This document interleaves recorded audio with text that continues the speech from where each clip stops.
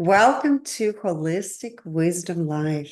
Today I have a very special guest, Jonathan Goldman, who is international authority and pioneer in the field of sound healing. He has been engaged in this field for over 45 years.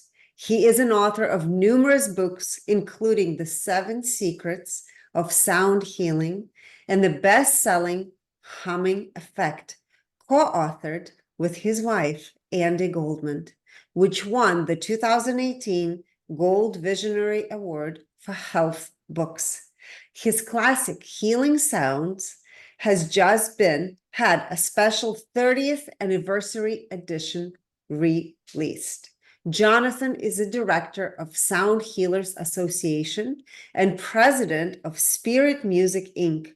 in Boulder, Colorado.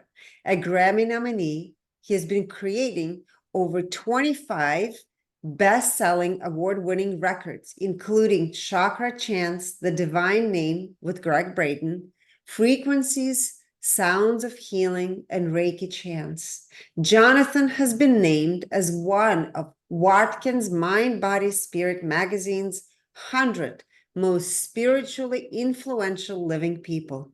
He has been inducted into the Massage Therapy Hall of Fame. In 2023, Jonathan received the Distinguished Person of the Year Award from the Association of Comprehensive Energy Psychology for his pioneering contribution in the field of sound and energy. Welcome, Jonathan, and it is such an honor to spend this time with you, and for those people who don't know who you are, to really get to know your work. Oh, thank you so much, Elena. It's just a blessing to be here. Thank you for inviting me, and thank you for allowing me to share with you and all the people who will be watching it now or forever, because we got some wonderful knowledge to share. Yes, thank you so much. So to begin, first of all, maybe you can give us a very small journey into how this process has begun for you. Like, what is your background before we dive into the 4 pillars of sound healing? Great. Okay, we're going to go into the Wayback Machine, and I'm going to journey back with you to a time when I had graduated Boston University with a degree in filmmaking, and I was playing in a rock and roll band in Cape Cod, Massachusetts. And I came on stage after a break, strapped on that white Stratocaster over there, and began playing with this group. And it was about 1979, and I was just about 29 years old. And I'd been playing professionally for about 15 years.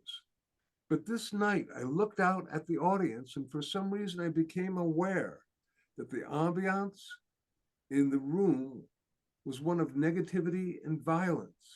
And I realized that the alcohol and the other intoxicants that people are imbibing in were helping create this ambiance. But also, I knew that the music that I was creating at the time was also helping induce this ambiance of negativity and violence. And I had the thought, gee, I wonder if music can be used to make people feel good. But I'd never had that thought. And in about a week, that thought shifted 5, 10, 15 degrees and became, I wonder if sound can be used to heal. Somebody handed me a piece of paper, and on it was a workshop that was being taught on using sound for healing by a woman named Sarah Benson. I went there. I was, if you like, seated in the middle of a circle. I was chosen. I was holding something like this, a quartz crystal. They were singing my name. I went out of my body. And when I came back in, I said, well, I've got to find out more about those crystals, and I got to find out more about sound. Sarah Benson became my dear, dear friend, mentor. She is my son's godmother. She's my wife, and she passed on to the angelic realms, but what an incredible being of light and love through sound. And it was just my great honor to work with her. And I had a couple of other wonderful teachers at the time. In fact, I had a whole lot of teachers at the time. I was so enamored with the world of sound that I created this organization called the Sound Healers Association. And every month we would have meetings where some specialists from throughout the planet would come, and they like talk to a group of about 50 people. And I was taught by some of the great people working with sound, and they would just give their time freely. I then decided that this merited some further work, so I basically went to Lesley University and basically did a independent study researching the uses of sound and music for healing. My record company, I changed from being a new wave record company to a new age record company. Here's my latest recording called Sonic Oasis, and it's still going. So I didn't have to change the title of the company, Spirit Music, and that has continued onward. Life has been a joyous, fulfilling time. You know, again, it's probably been about 45 plus years that I've been working and continuing to learn from people and continuing to teach people and continuing to resonate with people. I think the more I know, the less I know. But it's a great thing. That's beautiful. And at that time, would you say in the 1970s, was that even an industry? The woman that you've learned from, it was not. So you were really starting something that has never been done on a global scale. There were a handful of people. Stephen Halpern was another person. Dr. John Beaulieu was another person. Dr. Jeffrey Thompson was another person. That's about those who have survived. There were some others, but most of them have thus far passed on. So it was an interesting and amazing phenomena. And it was so great because also there was no competition. If you can imagine that there was no competition, we were just so hungry to learn from each other and to basically learn from each other and lift each other up and assist each other. It was a beautiful, brilliant time. And after that, my first book, yeah, I'll have to show it to you because it was just republished. And it's this one, Healing Sounds. And it was republished after 30 years because from my perspective, the information in it still has, for the most part, not been fully encoded into the consciousness of a lot of people. And after that, one of the other books, as long as I'm here, I'll show it to you, is called, this is published by Hay House, The 7 Secrets of Sound Healing.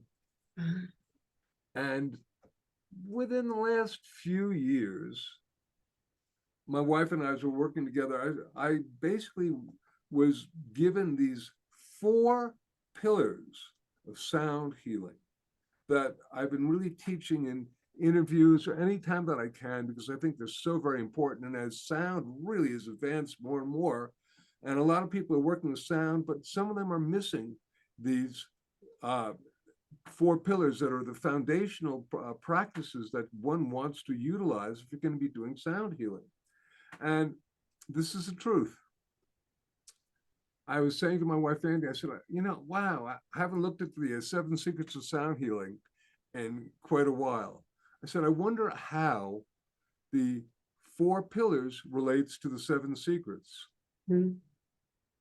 Well, the first of the 4 secrets, the first 4 pillars, they were the same. I said, okay, great. So this is, so I'm about to share them with you, if I may. Thank you so much. Yes.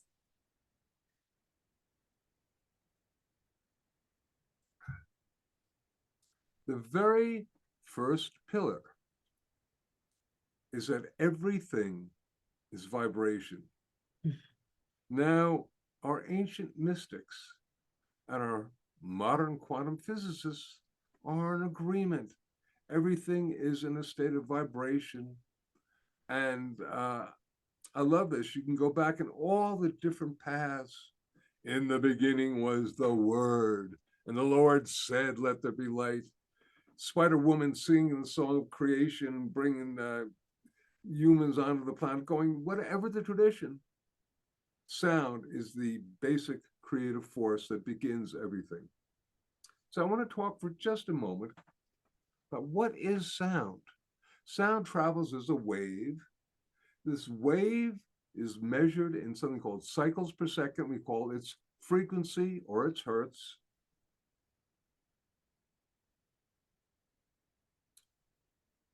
We hear from around 16 of these waves per second to around 16,000. Very slow waves of very deep sounds, very fast waves of very high sounds. And just because we can't hear something doesn't mean that there isn't a sound being created. Our finny friends in the ocean, the dolphins, can hear upwards of 180,000 cycles a second. That's more than 10 times our highest level of hearing. For us, there may be nothing going on, but for our friends in the ocean, they may be basically exchanging routes for going through the Bering Strait, or perhaps recipes for tuna noodle casserole, or perhaps they're communicating with the Sirius star system. But Yes. there's information being exchanged, encyclopedic information being exchanged on their sounds, and we're clueless. So for us just to realize that just because you can't hear something doesn't mean that there isn't a sound.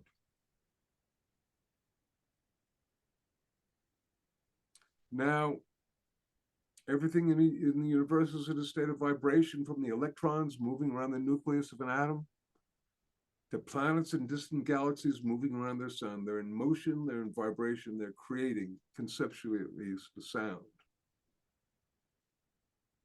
This has to do with our body as well. Every organ, every bone, every tissue is putting out, if you like, a healthy harmonic. And we are, if you like, this incredible orchestra that is playing the symphony of the self. And in fact, what do we say when we feel good? I'm in sound health. But using the metaphor of the symphony as being our body, what happens if the second violin player loses their sheet music? They play out of tune, they play out of harmony. Pretty soon, the entire string section is off. Pretty soon, the orchestra really sounds a bit funky. And this is, if you like, akin to a part of our body having lost its normal, healthy, resonant frequency. It's vibrating out of ease, out of harmony. We would say it is diseased. So the basic principle of using sound as a healing modality is simply to somehow try to restore the correct resonant frequency to the part of the body, mind, or spirit that is vibrating out of its normal, healthy, resonant. And there are a lot of different ways of doing it. You can work with tuning forks, or bent bowls, or crystal bowls, or I have all sorts of instrumentation here that was created by different people. And it's all wonderful. We can listen to different types of music, etc. But I think that the most powerful healing instrument is the voice, which is why a little later on, I'm going to be sharing what we call conscious humming as a technique that anybody can use to create great balance. But I'm going to continue on for a second. There are two different ways that sound affects us. The first is called psychoacoustics, and that means the sound goes into our ears, into our brain, affecting our nervous system, our heart rate, our respiration, our brain waves.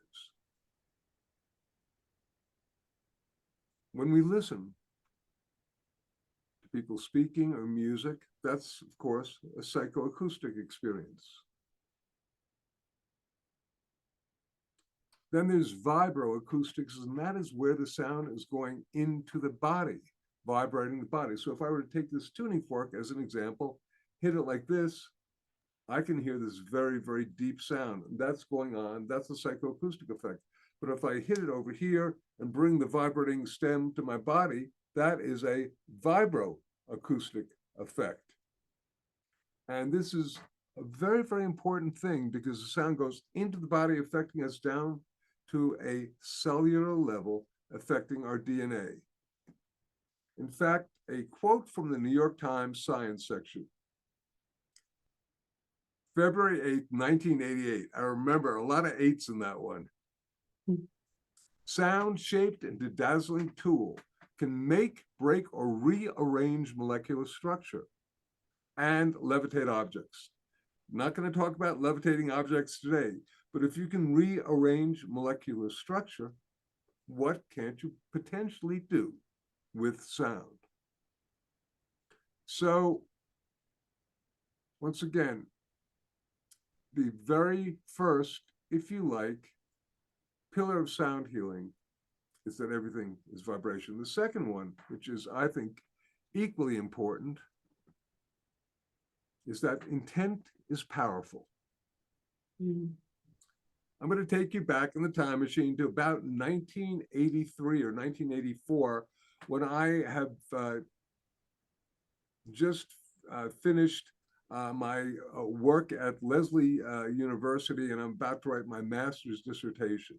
And I've got a pile of papers about Yohai, and I'm trying to put it together. I've gotten all this information from all these doctors, scientists, spiritual masters, healers. And this was at a time before sound had really taken off and become a real commercial entity. So these people had sent me this stuff because I was just the inquiring young man trying to find out, what's going on. They sent me all their different things.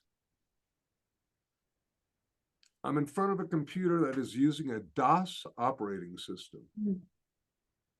That means that the screen is basically dark, and if you like, the letters that we were typing with were amber, almost gold. And I am basically putting these papers together because I come from a family of doctors. My father, grandfather, and brother, all medical doctors. I had a pretty well-developed left brain, logical brain at that particular time. And I was putting them all together. I said, I'm going to be the first person who's going to put together the actual ways that all these people have found. I'm going to basically coalesce this information, and it's going to be great. And I started putting it together. And nothing agreed. People were not in agreement with each other. You'd have spiritual master A using a particular set of tones or mantras for the chakras, and spiritual master B using a completely different set of tones or mantras, and yet they're both claiming success for resonating the chakras. You'd have Dr. X using a frequency or a series of frequencies for an organ, Dr. Y using a completely different set of frequencies for the same organ, both claiming success. And at the time, it just wasn't a commercial thing, so they were just telling me about what they were doing. And I'm going, oh my God, how can this be? How can this be? I'm sitting there rocking back and forth, my chair, my head, my hand, going, oh my God, this makes some sense. And I hear a voice, and it says, it is not only the frequency of the sound that creates the effect, it is also the intention of the person making and receiving the sound. And I wrote down the words frequency plus intent equals healing. I'll say that again because I think it's so important. Frequency plus intent equals healing. And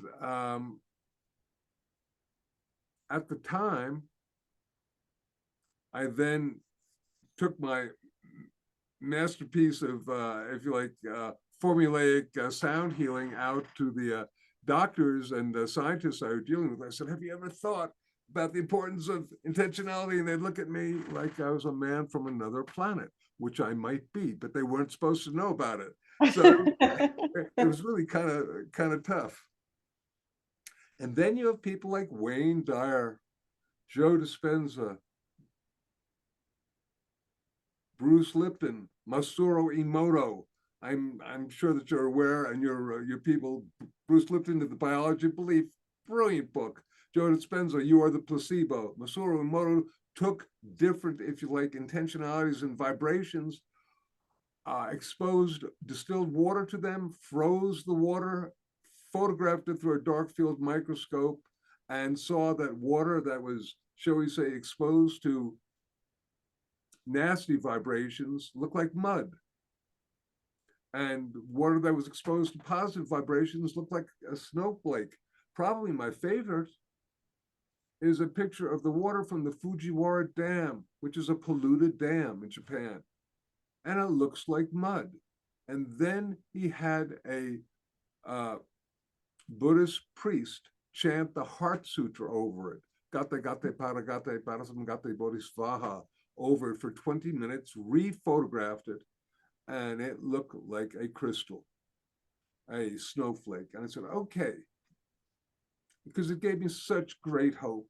And what a great metaphor for how we can use intentionalized sound to purify ourselves, how much of our body is water, to purify the planet, to purify the field of the planet using intentional sound.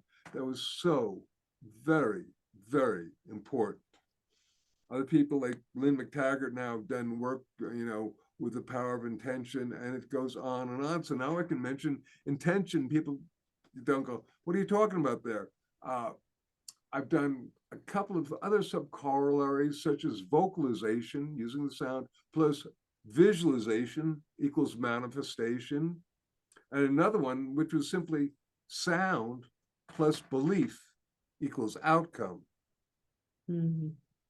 But it says a lot about the power of our consciousness to encode upon the sound and create.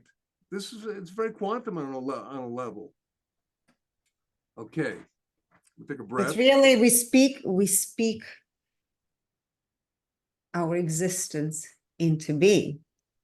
Not only that, as you say that, we can use, I just have to throw this at you, we can use the conversational voice as an instrument of healing.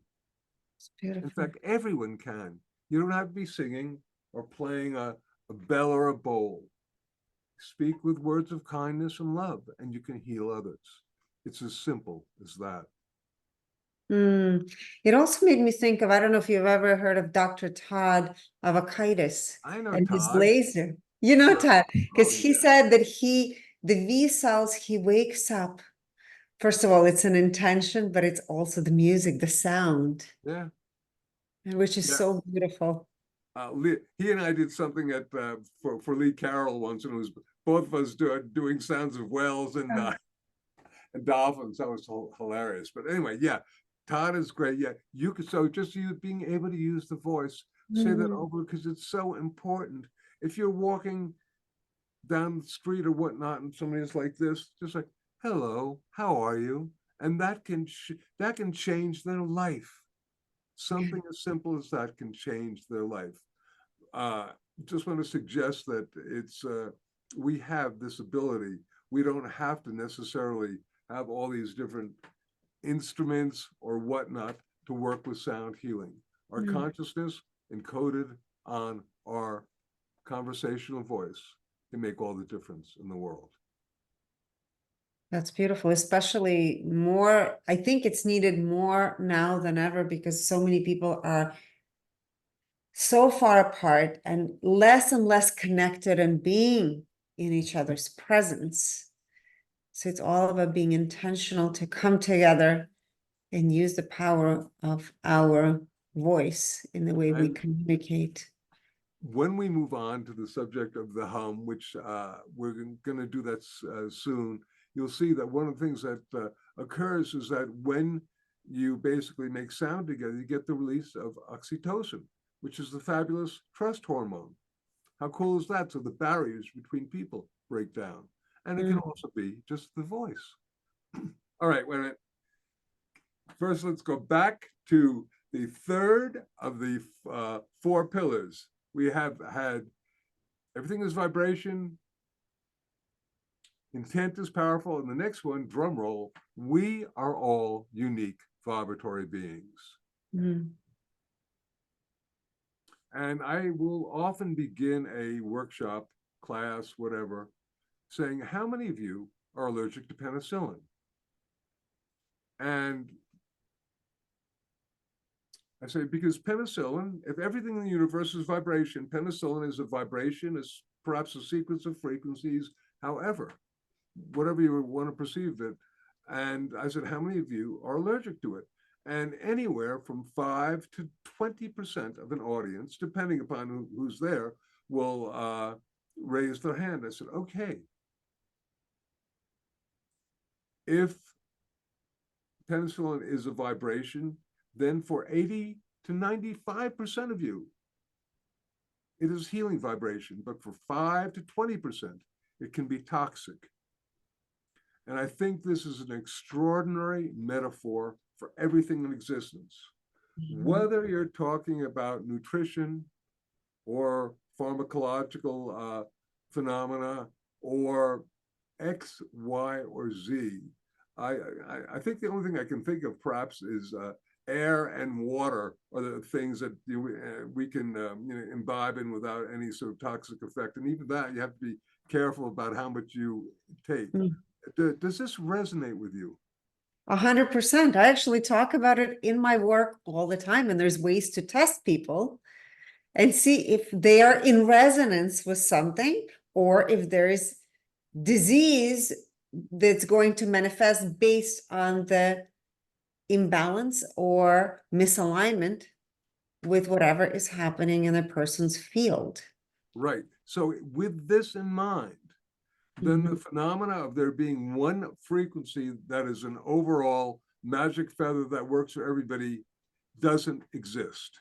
Exactly. And that is huge, because there are people here, I got the magic for this is the magic frequency, this or this is the magic frequency, and I go, wow, I've never found that. In fact, in the 7 Secrets of Sound Healing, I did have a whole thing about the magic feather phenomena. I mean, I do have some frequencies, some intervals, relationships that are my favorite, that I've witnessed amazing things. But I'm not going to say they're going to work for everybody. That would be foolish, because that would just contradict the idea that we are all unique vibratory beings. And this means, and look, I've made actually probably with Sonic Oasis, my latest album, probably close to 30 albums now. And a lot of people really like them. But if somebody goes, I listened to one of your things and I couldn't tolerate it, I say, great, thank you so much for being honest, because we need to honor ourselves. And if something doesn't resonate, whether it's a food or a pharmaceutical or a sound, we need to honor that. I think that's so very, very important. I'm so glad that you said that. It is key, actually, in the teachings that I also present, that we are all unique. We have our own unique vibrational frequency signature, and therefore what works for one individual will not necessarily work for another.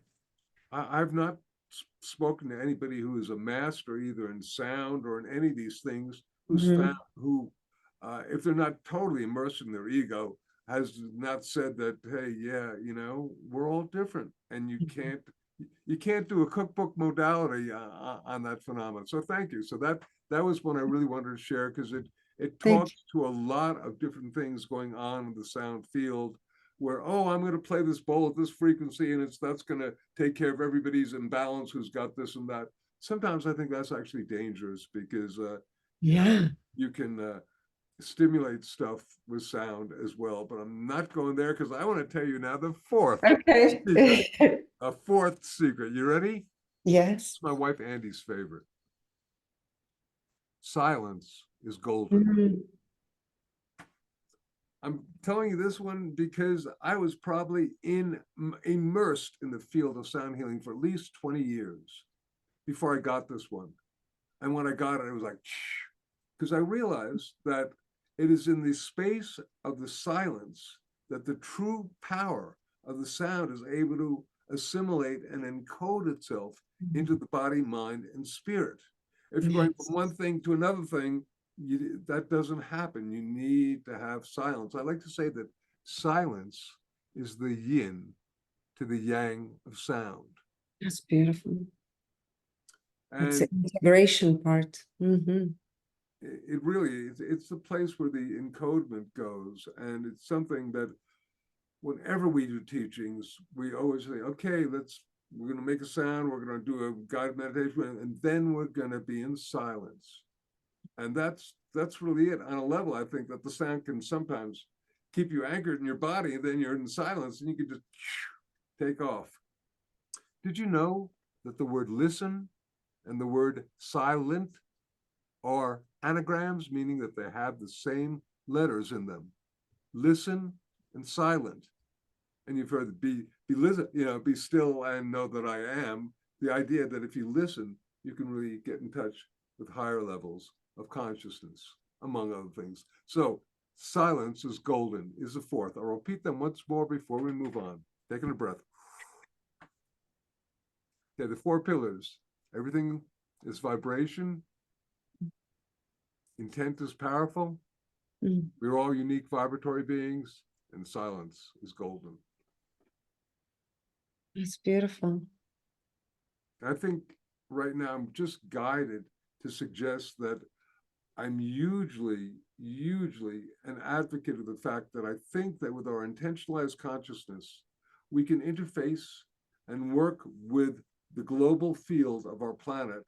And we do an event once a year called World Sound Healing Day. And coming up now, this will be, I think, our 24th or 25th. I can't even remember. But there is a phenomena called the Global Consciousness Project out of Princeton University, where they're literally able to measure, if you like, the field. Lynn McTaggart talks about that in her book. And on days like World Sound Healing Day or whatnot, the field is affected. We are able to interface. And in fact, my wife Andi and I, oftentimes, whenever we're talking about sound or whatever we're doing, how are you feeding the field? What are you feeding the field? Are you feeding it love? And so, I think that's so very, very important. I think compassion may be the most important ingredient that we can manifest this time. And there are a lot of different ways of doing that. You can use sound. You can use heart brain coherence. I'm sure you're aware of that phenomena. We can talk about that if there's time later. But just even breathing in and out through the heart and being in a state of gracefulness, of gratefulness, giving thanks. What an incredible way to feed the field, And one of the great things about compassion, when you're nice to people, you actually inadvertently get back oftentimes more than like you're giving. It's like a total feedback loop that is just wonderful. So I even though I'm talking about sound, and I could be talking about the Om Mani Padme Hum chant, which is a one for, or the Ah chant, which is one that we oftentimes do for World Sound Healing Day, just the Ah, this type of thing, projecting it, feeding the field. It's so exquisite and so important, and something I cannot say before we move into the world of the hum. Do you have any questions before I do? Yes, no, I was just thinking that, and I often talk about how each one of our unique vibrational frequency signatures that we are here contributing to the collective, we have the ability to shift because we're all part of this one collective consciousness. And it is through our intention, through our behaviors, through the lens of compassion, as you say, that we are able to shift and create the massive changes that we wish to see in this world. So yes, right now more than ever is the time for us to unite and take full responsibility for our own actions in our own everyday life, whether you think you're a powerful being, you know, you have an influence in the world, but just know that you do play an important role. So that is my belief and also something that I teach. So thank you, Jonathan, Great. for We speaking like to about say, we heal the planet, we heal ourselves. We heal Yes. ourselves, we heal the planet. We Yes, have a choice and we can make a difference. absolutely. Okay, now on to Humming. humming. Don't have a copy of the book here. I have all my other books. It got taken by the humming elf. Okay, so I want to tell you how I basically discovered the power of the hum, because I once again have been teaching lots of people some pretty advanced sound techniques. You know, I can do all sorts of stuff, whether it's the Tibetan deep voice, or as some sort of harmonic chant or whatnot. All these mantras. I mean, I've been doing it a long time, and they're all great. But the thing is, we'd be teaching them like chakra chants with the divine name that I was telling you about before, the harmonically related sound, and come back a year later and say, okay, how many of you are doing this on a daily basis? And maybe out of 100 people, 3 people would raise their hand. We look at each other and go, what is going on here? There's something, we need to come up with something that is simpler so that everybody can do this all the time. And I would just suggest that blessed be, because of shows like American Idol or whatnot, we've gotten really, really, that person's out of tune, they're pitchy or whatnot. And in fact, I think I read somewhere that people, would rather, face a firing squad than speak in public. I mean, that's how blocked throat chakra we are. So we said, okay, what is the one sound that is not gonna, cause people to, go into major anxiety? And we looked at each other and we went, to the hum, babies hum, the elderly hum. We hum when we're happy. Actually, I was going to say that a good friend of mine who's a pretty well-known, shall we say, humanitarian said to me one time, Jonathan, you can't hum if you're angry. And it's true. As reality based. But the hum, so Andi and I wrote this book called The Humming Effect, which was and is, as far as I know, the first professionally published book written on the subject of humming. And the deeper we dove into it, the more incredible it became in terms of the stuff that was going on. I said, goodness gracious, this is great. But who is going to take a book on humming seriously? We said, okay, we got to make the first chapter nothing more or less than what they call peer-reviewed scientific information on the power of the hum. And we did. So, and that's great, because people get done reading this and they go, oh, okay, this is real. I was recently speaking to a fellow who was very, very, a very pretty enlightened being, and he's saying, he said, oh, well, yeah, well, we worship science, but really it's in the experience. You don't need the science. I said, I know, but people, for some reason, really need the science. But so today we're going to give you the science and the experience, okay? I love it. Yes. All right. So here's some scientific data on the physiological benefits of humming, okay? Number one, you get increased oxygen in your cells. You get lowered blood pressure and heart rate. Now that's huge. I could just stop there and say you get lowered blood pressure and heart rate. And this is not from my just reading. I actually hooked myself up to some blood cuffs to see what, and yeah, after humming for a couple of minutes, my blood pressure would drop 10 to 20 points, which is pharmaceutical level, man. And we get lots of email about the fact that I was able to get off this and that. I'm not recommending, practicing doing anything without your doctor's consent, but doctors oftentimes will find that this is an amazing tool to basically chill people out. And people are so stressed out today. So I'm going to teach you something that you can use that will probably assist. The next thing it does, you get increased levels of melatonin, and melatonin, whether it's working with your biological clocks, or even it's been used for treatment of depression, is great. You get the reduced levels of stress-related hormones like cortisol, reduced levels of that, get the release of endorphins, those wonderful self-created opiates that work as painkillers, and I'll do a drum roll here, you get increased levels of nitric oxide.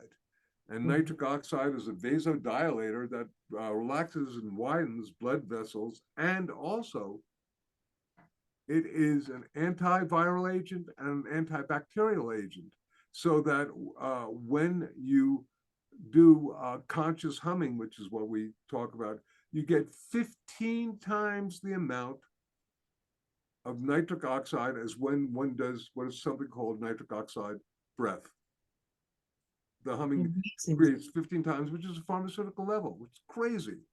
You get the release of oxytocin, the trust hormone. Also, you get vagal toning, and you get the heart rate variability. So it's not my thing to get into the vagus nerve or whatnot, but you know about all these things, and how cool is that? And how much humming do you have to do in order to achieve those results? Drum roll. All right, great.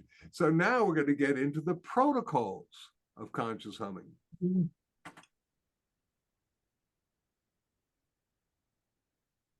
There are 7 of them. They're pretty easy. First thing you do before we're going to consciously hum is you check yourself out just to see where you're at. Because if you don't check yourself out and you've gone somewhere else, then you won't know where you've been. So check yourself out.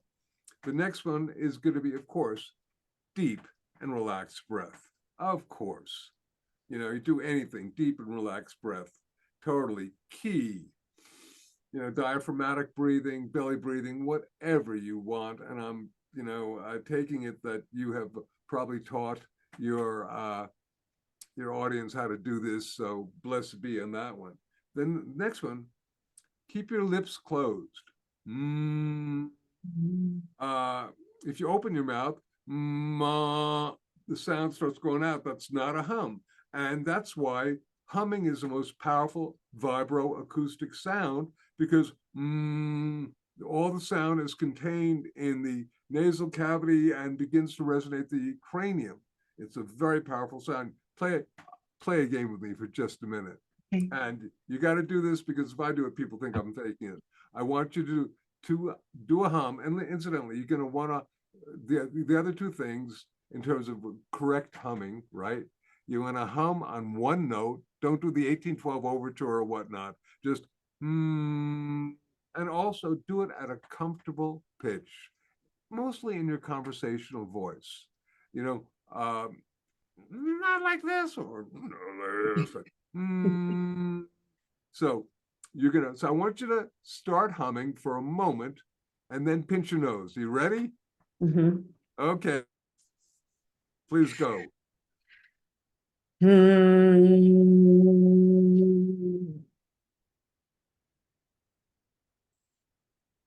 You couldn't hum. Couldn't hum. Pinch your nose.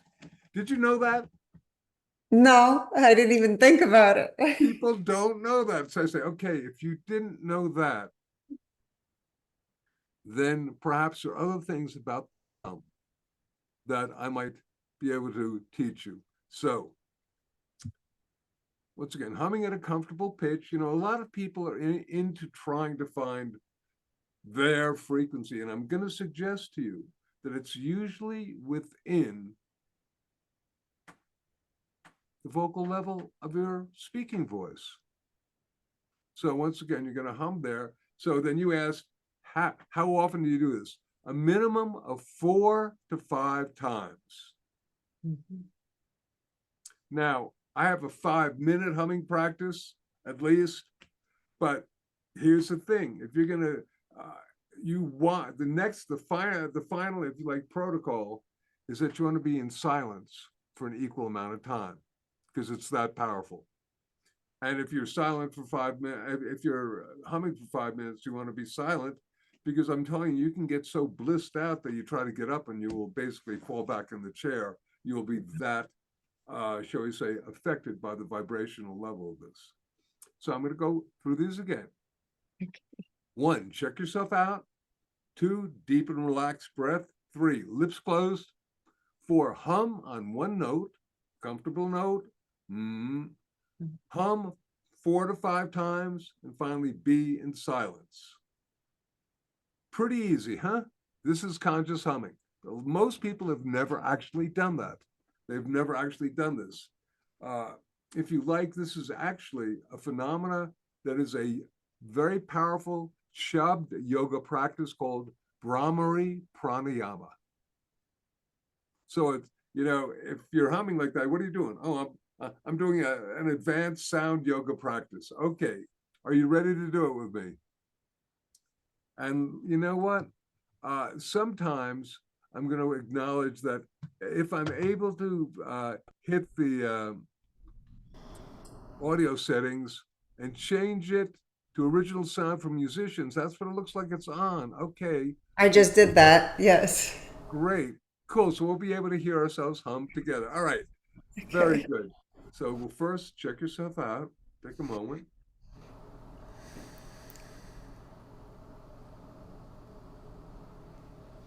And then begin with a couple of nice deep breaths.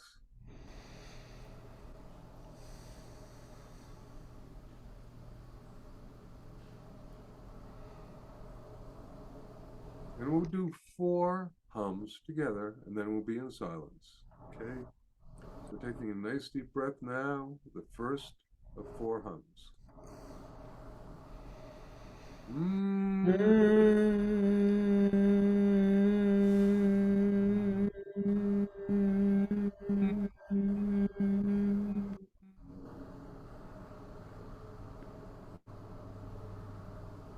Another nice deep breath in.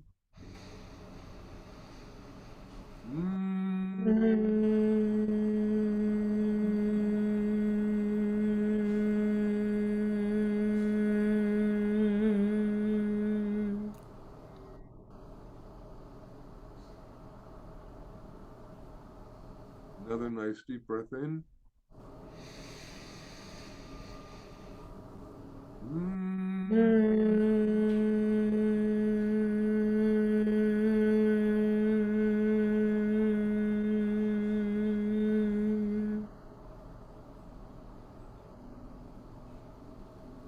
Now, one more deep breath in and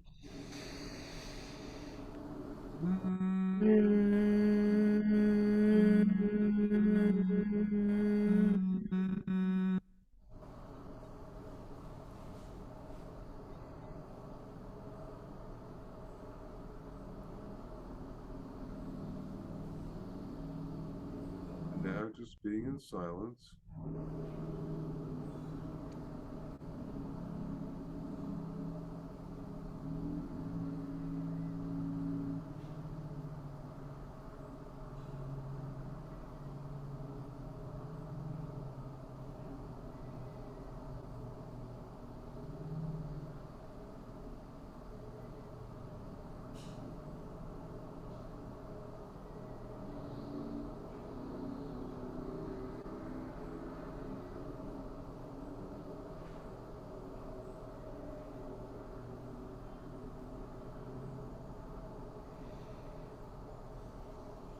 Now just beginning to come back a little bit, and all you folks who've seen this, if you didn't hum along with us, go back a couple of minutes and try it.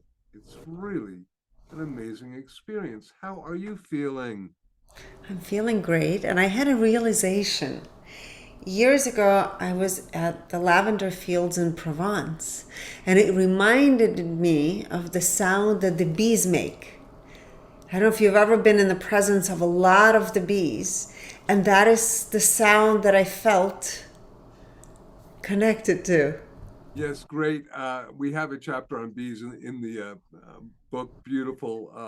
Oh, In fact, the Mayan bee god, and we're very, very big into honey too. Very cool, and that's a whole another thing. But yes, indeed. In fact, Brahmari pranayama, the translation is humming bee breath. Oh, wow. I did not know that. So that's Oh, great. so there you go. Oh, so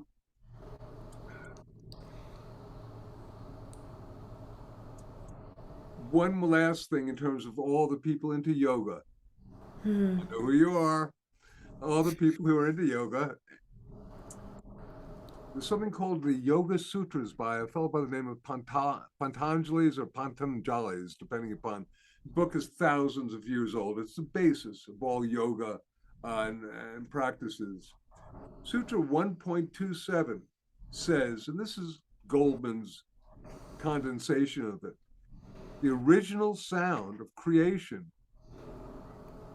was pranava, the humming of prana.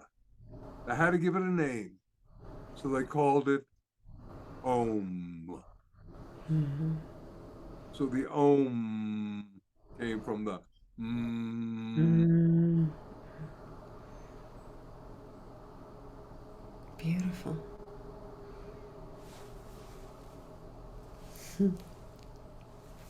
Thank you, Jonathan. This was amazing.